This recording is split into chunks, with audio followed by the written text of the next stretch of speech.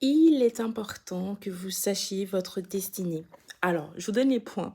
J'avoue que là, pour le coup, j'ai tapé sur ChatGPT, non pas parce que je ne sais pas ce que je veux dire, mais c'est pour éviter que je parte dans tous les sens. Parce qu'en réalité, j'ai déjà écrit, mais je me suis dit, en fait, au moins, ce sera structuré. En fait, c'est important parce que ta destinée te donne un but clair. Elle guide tes choix et te donne la paix. Ta destinée est liée à un appel spécifique et sans vision, on s'épuise et on erre et Dieu révèle ta destinée progressivement. Et en fait, c'est vraiment important de connaître ta destinée parce que justement dans Jérémie 29 verset 11, il est écrit: car je connais les projets que je formais sur vous et ce sont des projets de paix et non de malheur afin de vous donner de l'avenir et de l'espérance. Et en fait, le fait que vous sachiez votre destinée, déjà par rapport aux hommes, ça vous aidera. Moi, je vous dis ça parce que je prends mon cas.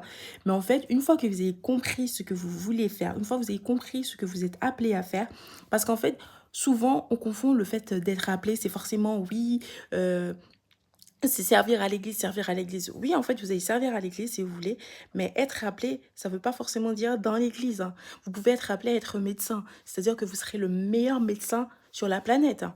Vous pouvez être appelé à être guitariste. Bon, ça, ok, c'est l'église, mais vous pouvez justement être appelé, je sais pas, à servir les gens à l'école, par exemple, à être professeur. En fait, c'est juste que vous devez comprendre ce qui vous est destiné. C'est-à-dire que dans quoi, en fait, Dieu vous appelle et là, vous allez être le meilleur dans ce que vous faites.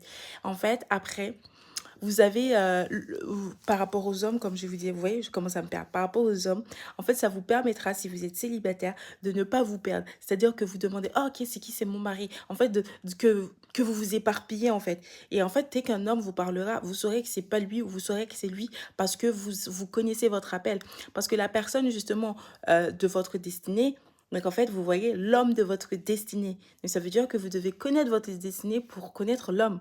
Parce que si vous connaissez pas votre destinée, comment vous pourrez connaître l'homme de votre destinée? Enfin, pour moi, c'est lié.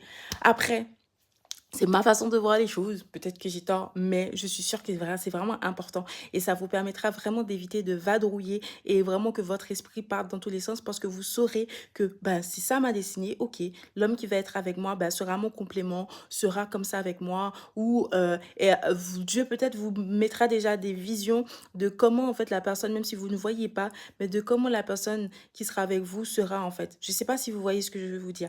Et en fait, vu que la vidéo est trop courte, je vous fais une suite, une partie 2. N'hésitez pas à vous abonner et n'hésitez surtout pas à me dire ce que vous en pensez en commentaire et est-ce que vous partagez justement ce point de vue-là. Sur ce, je vous envoie plein d'amour, plein d'argent, mais surtout prenez soin de vous comme à l'accoutumée et je vous retrouve tout de suite pour la partie 2 de la vidéo.